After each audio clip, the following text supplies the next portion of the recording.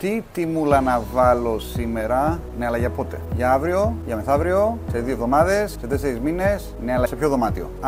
Το Junior Suite για μεθαύριο. Ναι, αλλά να είναι flexible ή να είναι non-refundable? Η Remindz θα σε βοηθήσει. Για να βάλουμε τιμούλες, το οποίο είναι βασικό για να αυξήσουμε τις πωλήσεις, πρέπει να δούμε μερικά πραγματάκια. Το πρώτο βασικό είναι να καταλάβουμε τι προϊόν πουλάμε. Πουλάμε ένα ξενοδοχείο το οποίο είναι πεντάστερο και έχει τα πάντα μέσα: γυμναστήριο, τζακούζι, σάουνα, ή έχουμε ένα rooms to let δωμάτιο, ή έχουμε ένα σπίτι στην τοπική γειτονιά που είναι ένα στούντιο. Άρα πρέπει να δούμε τι προϊόν πουλάμε και να το τοποθετήσουμε μέσα στην αγορά. Αποφασίζουμε τον ανταγωνισμό με ποιο μοιάζει στα χαρακτηριστικά του. Δηλαδή, έχω ένα κατάλημα το οποίο κοιτάει βουνό, μην πάω και το συγκρίνω με τα καταλήμματα τα οποία κοιτάνε θάλασσα. Πρέπει να ταιριάζουν λίγο, έτσι. Άρα να αποφασίζουμε ποιο είναι ο ανταγωνισμός. Βάζουμε 5-10, μην βάζετε μπάλες πολλούς και μπερδευτείτε. Δεν χρειάζεται να μπερδευτείτε, γιατί η Remindz παρακολουθεί τον ανταγωνισμό. Αποφασίζουμε εμείς 5-10 καταλήμματα, ίσως και 15, τα οποία μπορεί να είναι κοντά, παρακάτω, στα 100 χιλιόμετρα, για να δούμε πώς κινούνται οι ανταγωνιστές. Και να δούμε μετά, δεύτερη κολόνα είναι τι κάνει η ζήτηση. Δηλαδή, πόσα έχουμε, όπως λέμε, on the books, δηλαδή πόσες κρατήσεις έχουμε σήμερα. Έχουμε ωραίες κρατησούλες, αλλά πρέπει λίγο να ανέβουν. Άρα πρέπει να δούμε τη ζήτηση. Πώς έρχεται ιστορικά η ζήτηση και πώς πιστεύουμε ότι θα πάει. Δηλαδή, θα έρχονται κρατήσεις. Πάμε να δούμε και μελλοντικά την ζήτηση. Ένα εργαλείο που μπορούμε να χρησιμοποιήσουμε και να βρούμε το τρίτο είναι το pace of booking.